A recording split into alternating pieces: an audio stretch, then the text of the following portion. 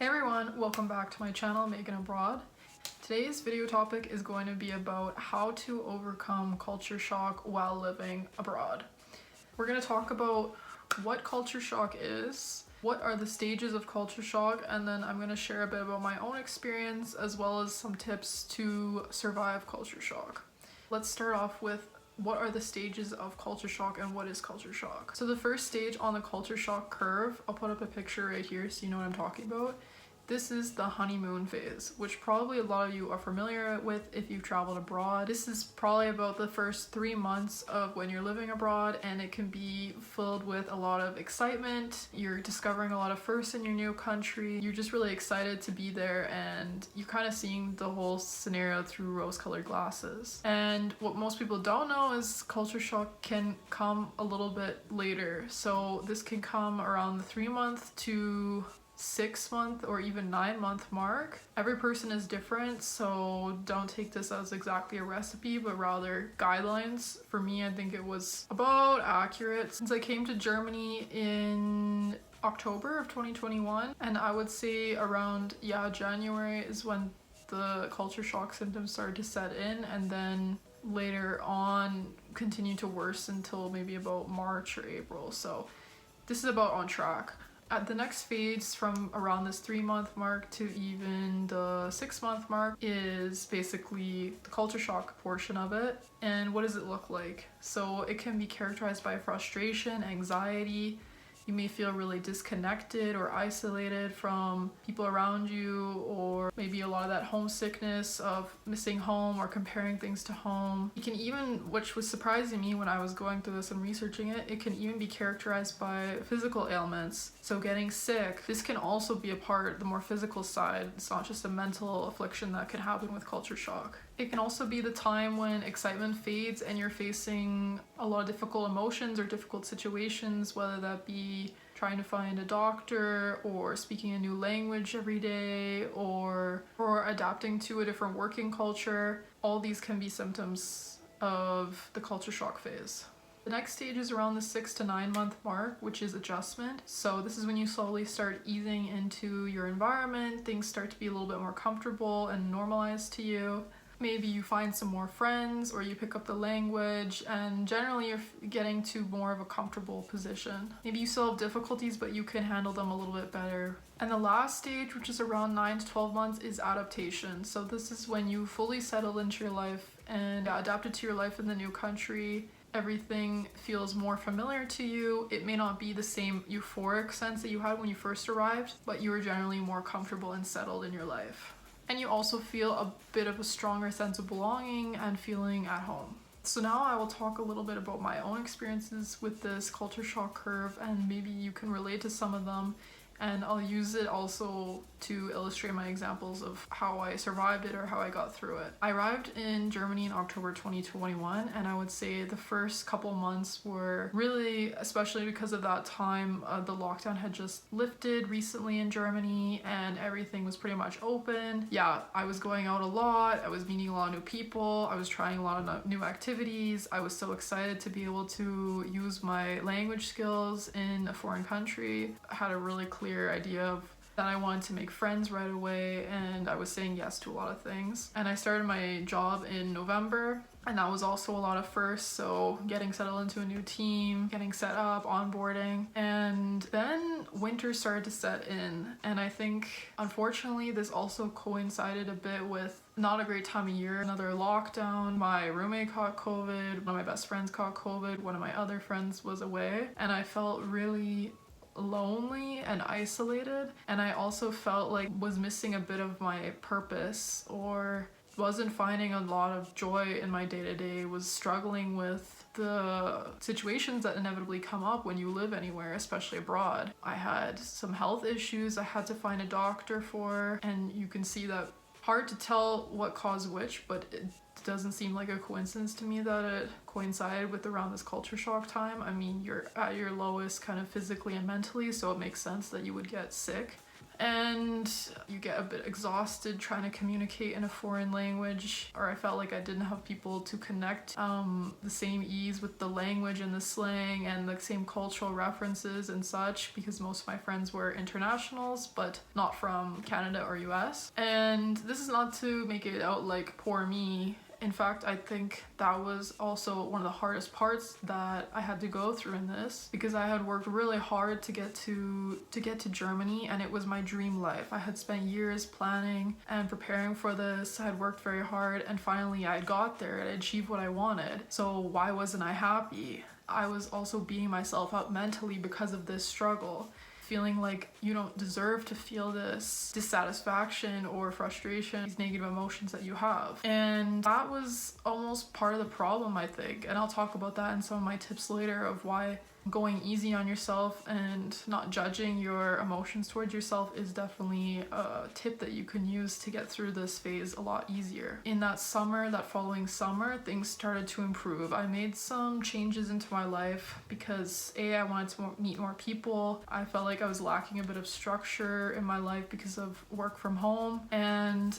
I also identified some issues that I could solve. I was living in a Vega, so a shared flat, and realized I really wanted to have my own space and live alone, so I went searching for an apartment that summer. And I also went on a couple trips to travel and kind of change up my environment so that I kind of had a bit of a break from Hamburg, a bit of a break from Germany at times, and could come back to things with fresh eyes. And I also spent a lot more time going out once the lockdown sort of lifted or improved, going to expat meetups, investing time into new friendships, which I'm really glad I did, because actually, yeah, a couple of my best friends I met during that time period. By, I would say, the fall of that following year, I was feeling a lot more settled into my life. I just didn't feel such kind of chaotic negative emotions like I was some months prior, where it was so overwhelming and like, what do I do? It was more, I had found my groove and I had overcome some challenges, so I felt a lot more confident in my ability to keep going and to keep dealing with whatever life threw at me. So that's a little bit about my experience with culture shock while living in Germany. You'll notice, as I talked about the culture curve at the beginning, and also through my own journey, this is unfortunately not something that usually lasts a couple weeks and then you're over it. It can take a long time before you feel settled and adapted into a new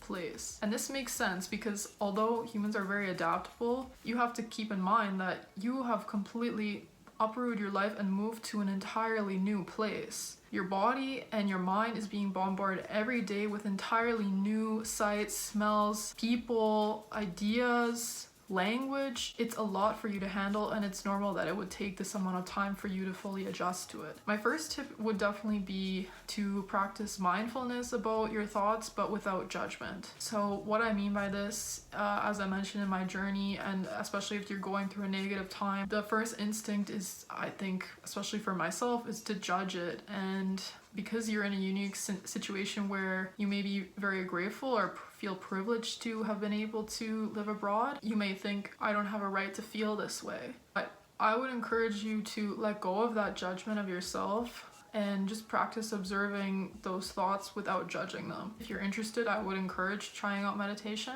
but it doesn't have to be meditation. It can also be just journaling. I always recommend just writing down everything that's popping in your head. Just get it onto paper. Or if you're not so much of a writer, talk to a friend. Just share what you're feeling and tell them you don't want any solutions, you just want to rant, because then you're free to just let it out, whatever's coming into your head, without fear of judgment or anything like that.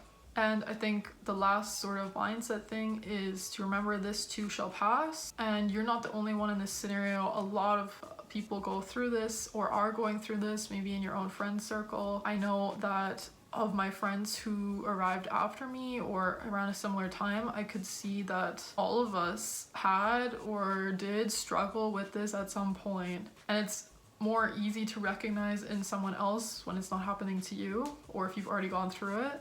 You can also be a support system for your friends and for each other as you're going through this. But again, practice that. Just let the thoughts come and pass, observe them, either journal or talk to somebody about it. Remember that they will pass as well. Okay, the next one is gonna be pay attention to your physical health. And this is something, if I could go back and talk to my past self, I wish that I had done this more. I mean, I don't need to tell you, you've heard a million times, eat well, get enough sleep, drink water, exercise. This is not anything groundbreaking. What I would say, just pay attention to the signals your body is telling you. If you feel tired, or if you feel low energy or malnourished, or whatever the case may be. So I would say pay attention to this. Oftentimes if you're in a physical or mental spiral, it can feel so overwhelming to think, okay, I'm gonna have to change my entire routine, my entire lifestyle to take care of myself. No, I would say start really small, something that doesn't seem that it would require that much energy. So for example, if you realize, okay, I haven't been eating very well, or I'm eating a lot of takeout or fast food, then just set yourself a very small goal. Okay, I'm gonna make one meal from home on Friday, and I'm gonna pick out a fun recipe that I like, and I'm just gonna plan for it. So make my grocery list when I go to the store, buy the ingredients, work it into my schedule so I know that on this day for this meal I'm doing it. Doesn't have to be, okay, all of a sudden I'm gonna cook every single meal and it's all gonna be amazing, and I'm gonna work out, and I'm going to do this. I would say start small, pick the thing that you want to target first, make it a very small change. And once you get comfortable with that, okay, I'm cooking once a week, maybe you can up it to twice a week. And same goes for exercise or any healthy habit. But especially it's in the times where it's the hardest, especially in these physically or mentally challenging times, that supporting your health overall is going to give you the strength to keep going and not feel so down, feel better mentally and physically. So apologies if this is a bit of a trite point, but I thought it was worth mentioning. Okay, so my third point would be to find some way to connect to home. And this is not just about the people at home, because I'm going to talk about that a bit later, but this is about maybe you have something you really miss. Maybe you miss speaking your language, or you miss a certain food. Go out and try and find that, even if it means, for example, you can join, I talked about in a video I'll put up here about how to make friends in Germany, and a lot of it is focused on expats, but one of the tips I mentioned is to connect with people from your country by finding a Facebook group, such as in my case Canadians in Germany, or it could be, you know, your nationality in whatever country that you're living in, or even city, depending on if it's a populous city, you can find people who are from there. So if you're going through a specific situation, or you want to ask a question, or even you want to say, where can I find this food in my city? That's a great support network, and you can also meet people there. And so it's just nice to have a little bit of peace of home while you're away from home. For me, there was not so many Canadians in Hamburg where I was living, but I did manage to find some who were organizing a Canada Day party on July 1st. That's our Canada Day. I'm really glad I went, because it was nice to just celebrate a holiday from back home that nobody in Germany would even care about, but had meaning to us. So just a bit of a better feeling of community. And also I remember when people would travel back to Canada, or somebody would go to Canada and ask me if I wanted food, and I was really craving Kraft Dinner, because this has a very nostalgic meaning to me, because it's nothing special. It's literally instant mac and cheese that you make on the stove. But to me, I had it when I was in university or when I was a kid, and I just was really craving this, so somebody brought it back for me, and it was just a really nice kind of homey feeling to be able to make it while in Germany. So definitely see if you can even go to the nearest major city, maybe have a restaurant with your nationality's food. Definitely, I think you can underestimate how good this feels. So yeah, try and find a piece of home. Okay, and number 3, this is to keep yourself busy and do things that you wanted to do when you plan to move to the country. This might be a little bit counterintuitive to my first point, which was about mindfulness and keeping kind of in contact with your inner thoughts and how you're feeling. But I think there's a balance to be had between that, and dwelling or ruminating on your negative thoughts all the time is not going to be the best solution either. So there's a difference between being mindful and ruminating. And I think getting out there, doing activities, this is a great way to kind of break up your thought process and bring more energy into your life and distract you from any of those negative thoughts you might be having, and have a little bit of fun in the process. Again, this can look different for anybody, and I would also recommend, again, you check out my How to Make Friends in Germany video, not just if you're interested in Germany, I think a lot of things can apply to other countries as well. Look up, even just by Google, by asking other people, asking people at work, asking Facebook groups. I mean, just think about what you really like doing in your home country, or what's something that you can do here that you can't do elsewhere. For me, I really love learning languages, so when I was going through this kind of whole culture shock, mental turmoil thing, I signed up for a Russian class in my city. Yes, in German. And that was great because I knew there was at a specific time every single week. I had more purpose. I had to do my Russian homework. It was a chance to get out of the house, do something different, see different people, be in a very new environment. But this can look different for you as well. Join a sports club in your area, or maybe you can try something you can't do elsewhere, like a dance class. Or my biggest tip for this, which can also be maybe its own separate tip, is to sign up for classes in the local language. I would even recommend doing this in person if you can, if it fits your schedule, just because I think it's a great chance to get more face-to-face contact with other students and your teacher, and even possibly make friends, because people are going to be in the same environment as you. They're also learning along with you, so I know a lot of people who made friends through their German classes. And the other thing is it's going to help you adapt better to the culture there, because you're going to understand better what's going on, and you're going to be more capable in terms of doing things like, reading the back of packages, or going to the doctors, or ordering a coffee, or going to the grocery store. I mean, you're not going to feel so much like I'm a foreigner, I don't belong here. It's going to be kind of piece by piece, you're going to feel a little bit more belonging. And another part I would say to this is to bring some of the routine you had in your home country or your previous country into your new country. So for me, I really love reading, and that's a big part of my life, and I sign up to the library in every single city that I live in. And that was also something that I did once I got a bit more settled in, where I signed up for a library card and would spend time in the library, because that's sort of my happy place, and no matter where I'm at, that makes me feel a little bit more like I'm at home and I'm like myself.